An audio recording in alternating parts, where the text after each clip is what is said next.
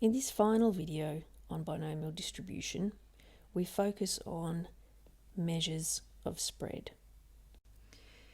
The measures of spread you will have come across in previous years are the range, possibly quartiles, and possibly interquartile range as well. Hopefully you will have seen one of these box plots before, and that will allow us to talk about quartiles and interquartile range. But we'll also introduce you to two more measures of spread. The first is not really a measure of spread, but it helps us to get one: the variance and the standard deviation. So I'll do a really brief review of quartiles, interquartile range, and introduce the idea of percentiles as well. If you are already familiar with this, just skip forward to the next bit. So you should all be familiar with the median. The median is the value or position in the data that divides the data into two halves. 50% of the data is below that particular value and 50% of the data is above the particular value. So if you've got an even number of data points, the median's in the middle of two data points, and so we add them together and divide by 2. So 50% above, 50% below. If we're talking about probabilities, we also have for our median that the probability that our values are below the median is 0.5. And so the median divides the data into half. What if we divided the data into quarters? So each half of the data was divided in half. Then what we've got here, because this is a quarter of the data, this value here, just like the median, this value of 3 will be our first quartile, which we label as Q1 or QL for lower quartile, and our lower quartile is 3. So our lower quartile is the median of the lower half. The other quartile, up the other side, is what we call our upper quartile, or we label it as Q3. The reason that it's Q3 is that up to here is our first quartile, the end of the first quarter of the data. Up to the median is in fact the end of the second quartile. So this will be Q2, quartile 2, or median. And so our third quartile, the end of the third quarter of the data, is Q3 or Q upper, and our upper quartile is 8. So in terms of probability, what we've got with our quartiles is for our lower quartile, the probability that an X value is going to be lower than that lower quartile, Q1, is 25%. For our median, the probability that it's lower than the median is 0.5, and for our upper quartile, the probability that it's less than Q3 is 0.75. And we can take this idea of splitting our data set and our probabilities into quarters one step further and say, if we know what our Q1 value is for our data, and we know what our Q3 value is for our data, then we can say that in between these two values, in between Q1 and Q3, we have the middle 50% of the data. And that distance there, the difference between Q3 and Q1, is our interquartile range. Interquartile range.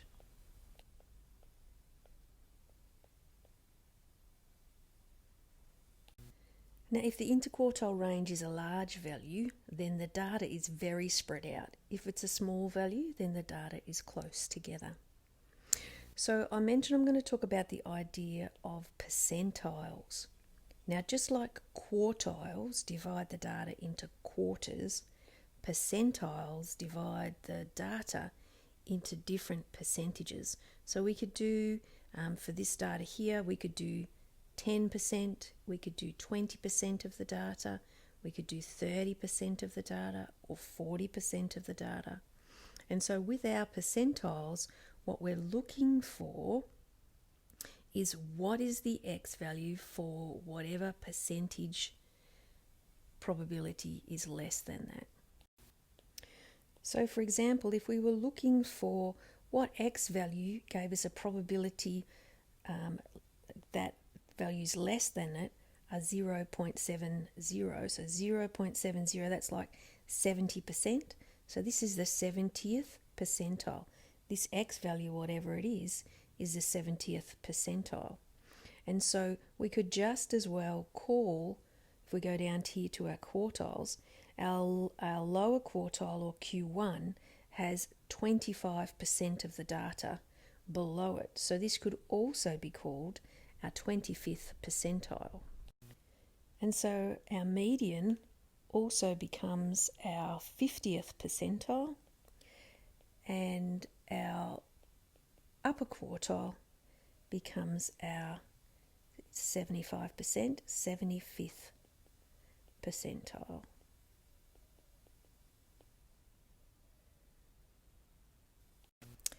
You can use your CAS calculator to find quartiles and percentiles as well. So using inverse binomial, you put the probability that you want x to be less than or greater than. So in this case, 0.5. And it'll tell you what it is. What it spits out is in fact the x value that goes in here. So you can put in any cumulative frequency you like as long as it is less than or equal to. If it's greater than, then you'll have to do 1 minus on this side. But what I want to focus on now is measuring spread from the mean. So instead of measuring the spread of the data from the smallest value to the largest value or the interquartile range, what we want to know is how far out is the data spread from the mean. So from a graph, we can work out for these particular data values here, if the mean is 3, and the mean is in fact 3, then the red cross is -2 from the mean, 2 to the left. And then the blue cross is -1, pink cross is -1, etc., etc. And on the other side, the purple one is 2 and the green cross is 3. If we just found the average of all of those differences from the means, what we get when we add them all up and divide by 6 is we get 0, which would kind of indicate that they are on average 0 units from the mean, which is obviously not correct. And of course, these negative values here are causing the problem. So what we want to do is try and get rid of the problem created by this negative value when we do -2 as below. So maybe we could just use the actual distance itself. So this would become a 2, this would become a 1, a 1, and a 1. So to do that, what we do is we take the average value of those particular values. So all the negatives become positive, so our -1s all become positive. Add them all up, divide by our 6 points, and we get 1.2. And that kind of looks not too bad. 1.2 is still a little bit short on this side. So another way that we actually do it, and I'll explain in a minute, we don't actually use the absolute difference like this one here. What we actually do is a strange thing, and what we do is we find the average of the squared differences. So we take each one of our differences here and we square them, and then we divide by 6. And when we do that, what we get is a averaged squared difference, which is what we call our variance. And our variance has a symbol of sigma squared. So if you're trying to draw this little fella here, it's almost like a strange little head wearing a baseball cap, and its name is sigma. Now, it's important in the exam, if you are writing sigma, that you write sigma and not theta. So make sure you go the baseball cap with a little peak sticking out on the end. All right, so this is not very useful to us, and I'll explain why in a second. But what we actually do, the thing that becomes useful, is if we then square root that value, what we get is a much better measurement of the spread, and that value we call the standard deviation, and here is just sigma. And that is the value that we use to measure spread. So it's different to the average difference from the mean, slightly different because we use those squared values. Now let me explain why we use those squared values with a different example. So if we have these two distributions here, you can see that I've got 4 values for x in each one.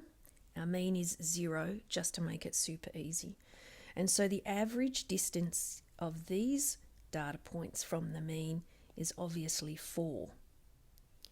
Okay, and this one is possibly 4 as well, but these are more spread out. And so what you're looking for is a measure of how spread out they are. You want whatever it is that you're doing, the calculation that you're doing, to show that difference in measurements. And so if I find the absolute value difference for both of these distributions, what you find is that they are both 4. If you find the differences for all of the x, for the differences between the distances, you'll get 4 for this and 4 for this. So you actually get the same answer, but the reality is that they are clearly spread differently. However, when you go and you use this idea with the average squared difference and then square root it at the end, you can see that you get 2 different values. The first one is still 4, so it still measures the difference, the average difference, as 4. But this one is clearly showing you that it is a larger value and hence more spread out, which is what the data is showing. And that's why we use the square root of the squared differences, or the standard deviation. So this is theta, this is theta, standard deviation. This is why we use the standard deviation rather than the average of just the differences of the distances. So how do you find the variance and the standard deviation of a binomial distribution? Well, thankfully, it's not that difficult. We just use our n and p values. So the variance formula is on your formula sheet, and it uses just p's, so it's np1 minus p. Lots of the textbooks will use q instead of 1 minus p. And you need to remember that the standard deviation is the square root of this formula.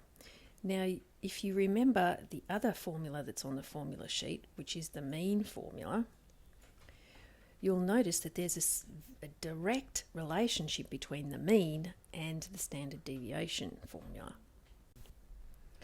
And from that, we can draw a relationship that if we take the variance and we divide it by the mean, what we get out is this probability of failure.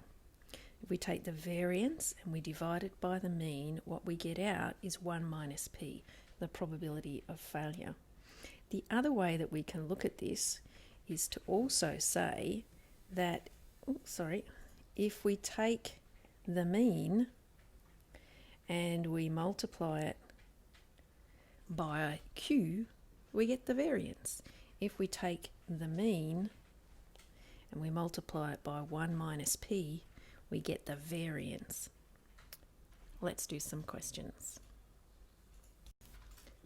So we've got 4 questions to try. I'd like you to try these questions. Press pause, try the questions, and then check your answers against mine.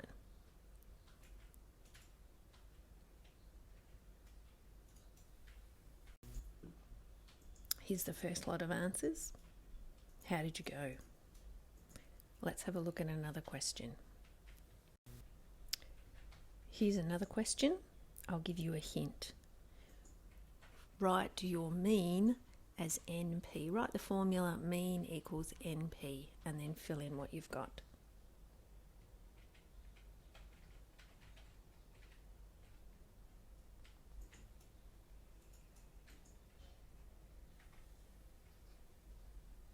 How did you go?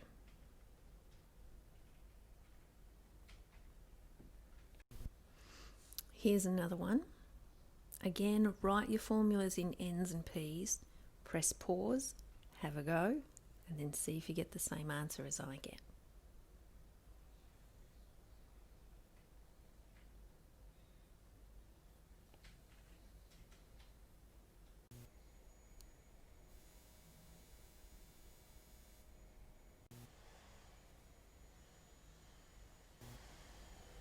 Just one more question.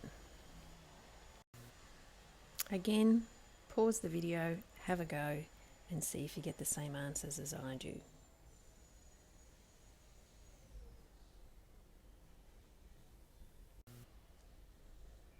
How did you go?